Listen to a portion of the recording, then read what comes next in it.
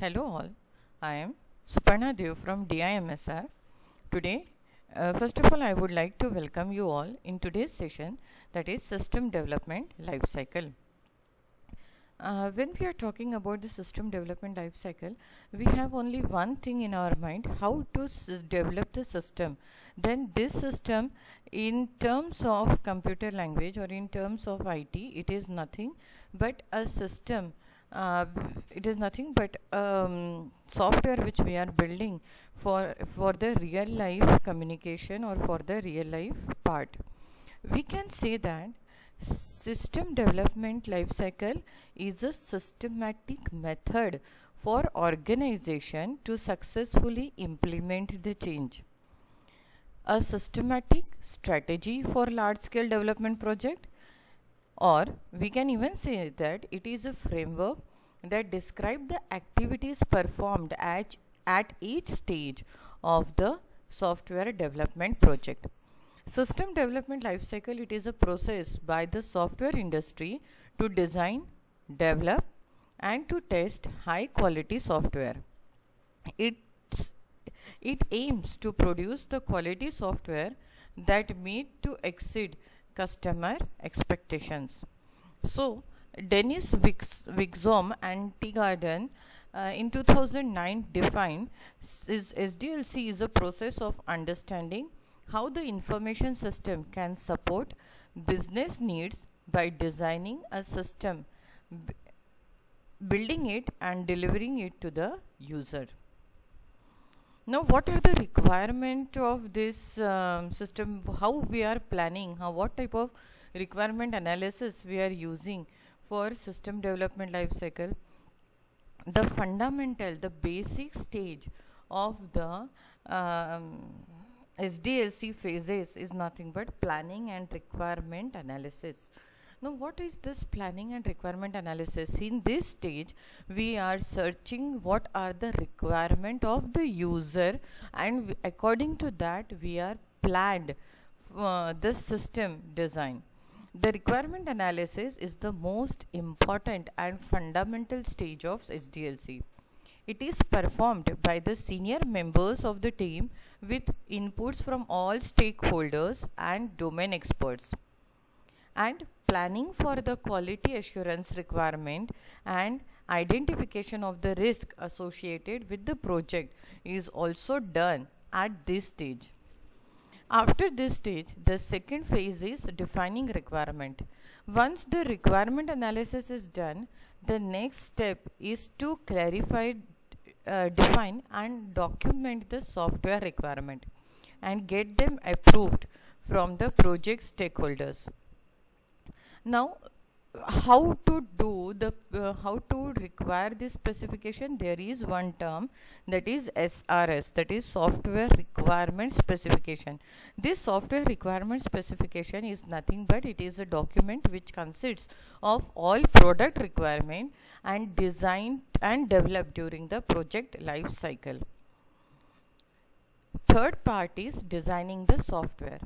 Now, after getting the fundamental step, that is requirement analysis, after defining the requirement, now based on those requirement specified in SRS, usually more than one design approach for the product architecture is proposed and documented in design document specification.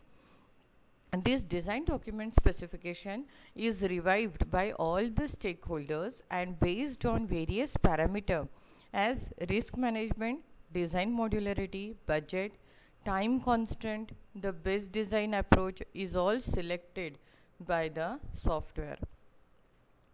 Next stage is developing and building the software. In this stage of SDLC, the actual development starts and the product is built. The programming code is generated as per DDS during this stage. In this stage, developer also has to follow the coding guidelines defined by their organization, and programming tools like compiler, interpreter, debuggers, etc. are used to generate and implement the code. After after maintaining or building the software, it should always test the software. This stage is usually a subset of all the stages in the modern SDLC model. The test activities are mostly involved in all stage of SDLC. However, we can say that these stage refer to the testing only that stage of software where defects are reported, tracked or fixed and retested until the software reaches the quality standard defined in the software requirement documents. Now the last one is deployment and maintenance. After testing the software, the software is implemented, and once it is implemented, the software is tested and no bugs or errors are reported, then it is deployed. Based on the feedback, the software may be released as it is or with suggested the enhancement in the target segment. After the software is deployed, it is then used for the maintenance. Now, when after phases, we can even discuss about the SDLC models. These SDLC model are used to help the understand and implement the SDLC phases in the various SDLC models that have been created by the software development experts, universities and standard organization. What are the reason for using the SDLC model? It provides the base for the project planning, estimating the scheduling. It provides the framework for standard sets of terminologies, activities and deliverables. It provides the mechanism for the project tracking and controlling. It also increases the visibility of the project to all the stakeholders.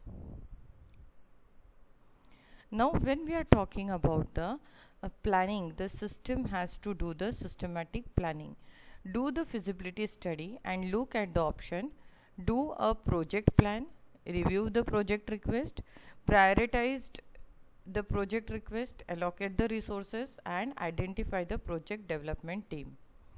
System analysis is again a breaking down into two parts: the conduct preliminary investigation and perform detailed analysis activities such as study current system and determine user requirement, which also recommend the solutions. System design and development, it decides if the system will be created in-house or outside. It identify how it will be operate and how it will be used by the end user and re-examine the feasibility study done by the analysis phases. System implementation, it used for build, purchase and tested. Training is implemented to all the end users and technical support plan is put into the place which convert the new system. SDLC has some models. These models are used for why these models are used. There are different type of models: waterfall model, iterative model, spiral model, agile model, V model and Big Bang model. Now first of all we will see what is the SDLC model, what is the meaning of this model. SDLC model is help to understand and implement the SDLC phases with various models that have been created by software developer. Now what is the reason why these models are implemented? These models are used for provide the basis for project planning and estimating its scheduling. It also used to provide the mechanism for the project tracking and control, and it also increases the visibility of the project to all the stakeholder. Thus SDLC models are very important. Thank you.